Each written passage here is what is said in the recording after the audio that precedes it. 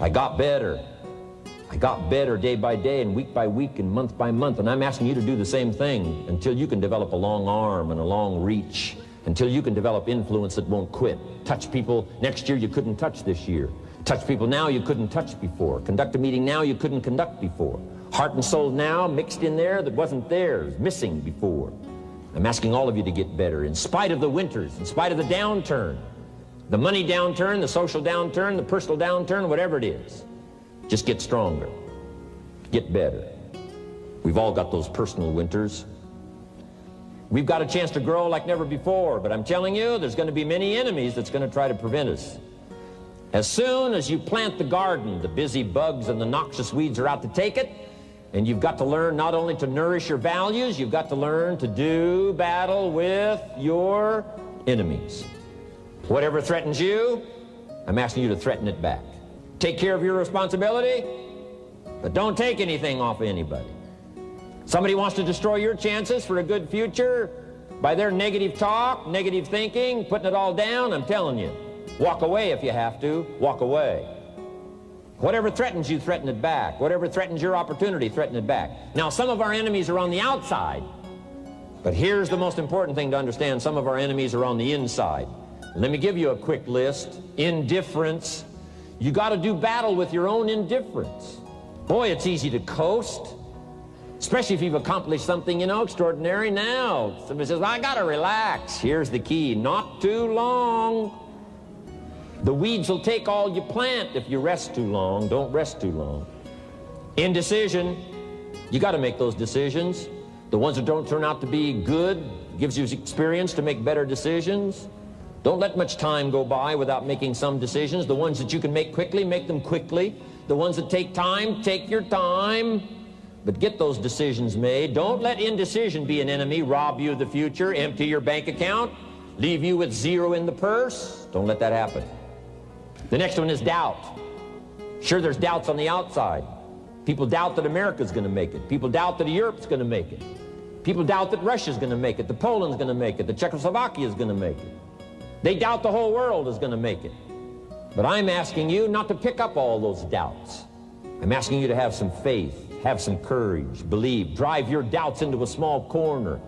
Don't let them loose like a mad dog, drive you into a small corner. Don't doubt the future. Don't doubt the possibilities. And here's the most important one of all. Don't doubt yourself. If I've got miracle working power to change my life, so do you.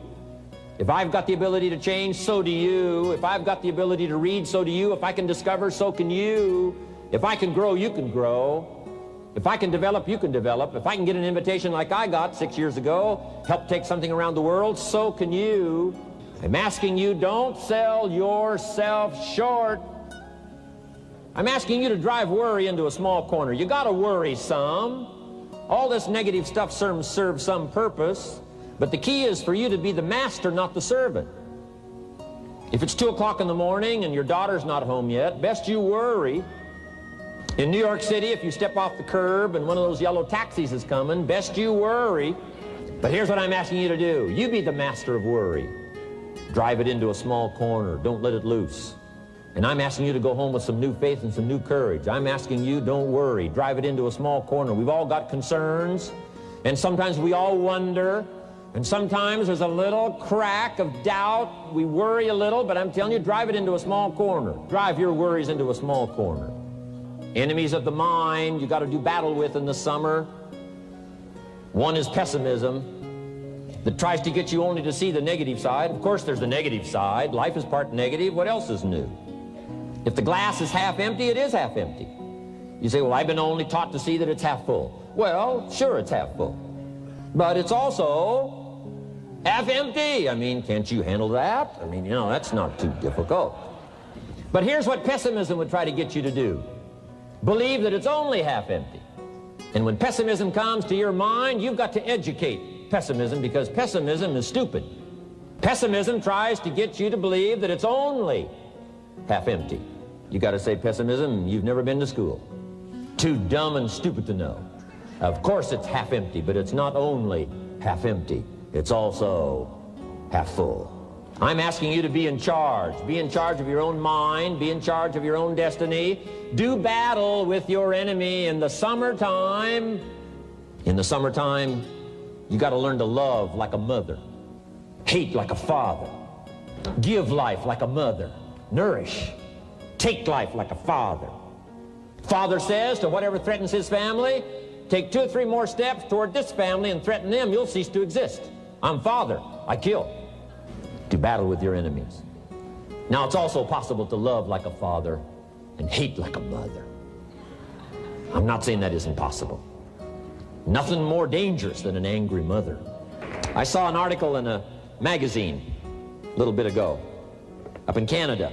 It showed a man with some claw marks on his back, had his shirt off, big teeth marks in his neck. This man was out in the woods, had his flash camera, saw a mama bear with a little cub, thought, though, this is cute, took a flash picture. Mama bear takes unkindly to this flash picture. Promptly chases the man, catches him, almost kills him before somebody rescued him. So, beware, mama bear.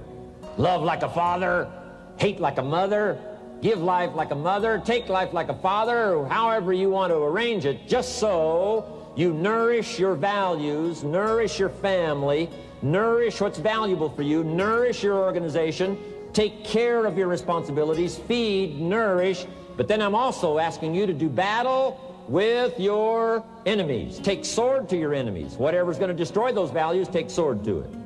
If it's worry, take sword to it. If it's threat, threaten back. You got to be like your bloodstream.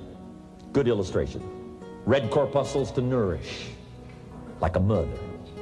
White corpuscles to fight and kill, like a father. You got to do some negative thinking, can't just think positive. Thank God for white corpuscles that think negative all day. White corpuscles say, just show me some infection, I'll kill it. Whatever threatens this body and its future gets threatened. Whatever's got to kill this body gets killed. I'm asking you, take sword to your enemies, whether they're on the outside or whether they're on the inside. Protect your family, protect your future, protect your values. Love, nourish, but also do battle with whatever's out there to do battle with you. Do battle and nourish. Now here's the last one. In the harvest time, take your harvest and all that comes your way with full responsibility. Don't complain. Complaining, I'm telling you, could ruin all of your chances. Complaining sometimes starts as an infection. If you don't take care of it, it becomes a disease. Do battle with it. Reap your harvest without complaint. It's your crop, you sowed it. You either made the calls or didn't make the calls. You wrote the letters, you didn't write the letters. You were steady or you weren't steady. You did it or you didn't do it. You put together a good day or you didn't put together a good day. Take responsibility when the harvest time finally comes and say, hey, it's my crop. Got to take responsibility for it. I do not complain. And then here's the next one. Do not apologize if you've done well. And here's 4 good words to take home. 1 is absorb. Develop the skill and the ability to absorb everything. Be like a sponge like you've been today. This has been a good, serious group. I appreciate that. Absorb everything you can. Absorb the sights and the sounds and the color. Guess what you're going to want to do? Go back home and invest this experience into other people's lives. And you can't invest it if you haven't got it. So I'm asking you to appreciate the color. I'm asking you to appreciate the auditorium. I'm asking you to appreciate what's going on here.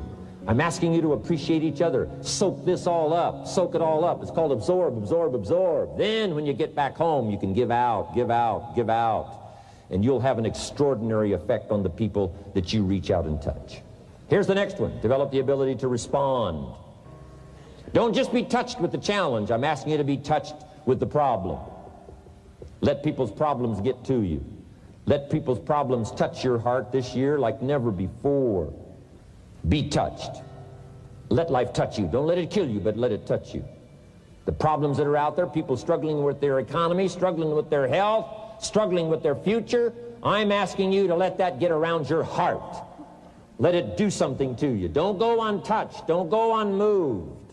Don't build up the walls. The same wall that keeps out disappointment keeps out happiness and opportunity. Take the walls down. Let yourself be touched by what's going on out there. Let sad things make you sad, as well as happy things make you happy. Let your heart get touched. Here's number 3. Develop the ability to reflect. Long after this session is over, I'm asking you to go back over it one more time. I'm asking you at the end of the day, go back over your day. I'm asking you at the end of the week, go back over your week. Make that week more valuable. At the end of the month, go back over your month. At the end of a conversation, go back over the conversation. How did it go and what did you do? Learn by reflecting. I call it run the tapes again of your own experiences. And you say, why do that? Here's why. To develop the extraordinary ability to gather up the past and invest it in the future. What a next year you could have if you pay more attention this year, soak it up, gather it up, and reflect at certain times what's going on and what's happening. And this year will take a more powerful place in your experience. Then here's the last one, and that's to share. Let us reach out with a long reach, a strong reach, an unprecedented reach. Let us reach out and touch people not just with our opportunity. Let's touch people with our lives. Let's touch people with our experiences. Let's touch people with our heart and soul. But here's a commitment I'd like to have you make to me. Let's help people with their lives, not just their income. Let it be said, if they were around us 1 week, 1 month, or a lifetime, that when they got around us, not only did we talk about money, we talked about life. We talked about getting better. We talked about becoming all that you can become. We talked about picking up a challenge. We talked about not settling for less than you can possibly be. Let's do that.